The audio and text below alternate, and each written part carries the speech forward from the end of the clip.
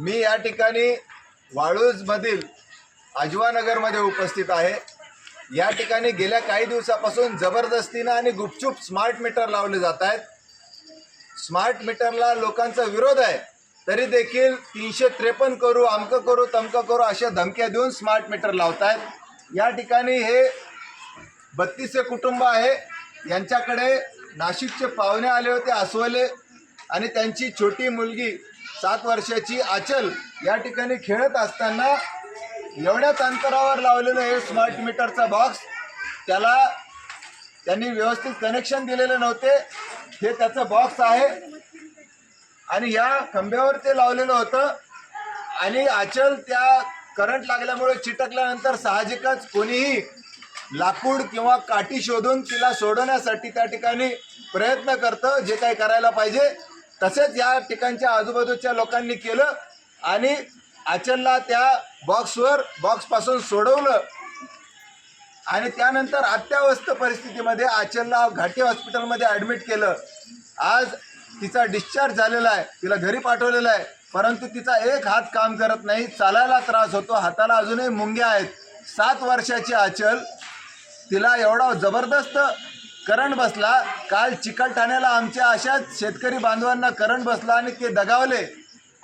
जर या ठिकाणी यांनी तातडीनं प्रसंगावधान बाळगलं नसतं तर आचलचं देखील बरं वाईट होऊ शकलेलं असतं।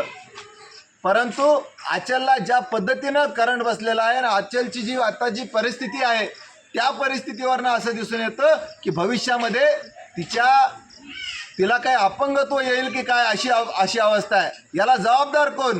हे पोलीस स्टेशनला गेले, अस्वले आणि 32 कुटुंब जेव्हा पोलीस स्टेशनला गेलं तेव्हा पोलीस स्टेशन गुन्हा दाखल करायला तयार नाही। याचा अर्थ कॉन्ट्रॅक्टरची तुमची हातमिळवणी आहे का? MSCDCL कडे गेल्यानंतर MSCDCL कारवाई करायला तयार नाही। तुमचा कॉन्ट्रॅक्टर सोबत हात मिळवणी, उलट यांनाच धमक्या देतात तुम्ही 353च्या। करा बरं 353, करा 353। तुमच्यात हिंमत असेल तर तुम्ही 353 कराच। स्मार्ट मीटरला या सर्वांचा विरोध आहे। आचलला न्याय मिळाला पाहिजे। ज्याने कोणी ही अशी वायर उघडी ठेवून गेला त्याला बडतर्फ केलं पाहिजे। जो कॉन्ट्रॅक्टर आहे त्याचा कॉन्ट्रॅक्ट रद्द झाला पाहिजे। हे स्मार्ट मीटर रद्द झाले पाहिजे आणि आचलला भविष्यासाठी नुकसान भरपाई दिली पाहिजे आणि तिच्या पूर्ण शिक्षणाची आणि पूर्ण आरोग्याची जबाबदारी सरकारला घ्यावी लागेल। नाहीतर भारतीय कम्युनिस्ट पक्षातर्फे उद्या आम्ही वाळूजच्या पोलीस स्टेशनवर जाणार आहोत, MSCDCLच्या ऑफिसवर जाणार आहोत आणि परिसरातील सर्व नागरिकांना आणि जिल्ह्यातल्या आणि महाराष्ट्रातील सर्व नागरिकांना माझं आव्हान आहे, आज आचलवर वेळ आलेली आहे, उद्या तुमच्यावर येणार नाही असं समजू नका। तुमच्या लेकरावर, तुमच्यावर ही वेळ येणार नाही असं समजू नका। घरात बसलात तर घात होईल, घात, एवढं लक्षात ठेवा।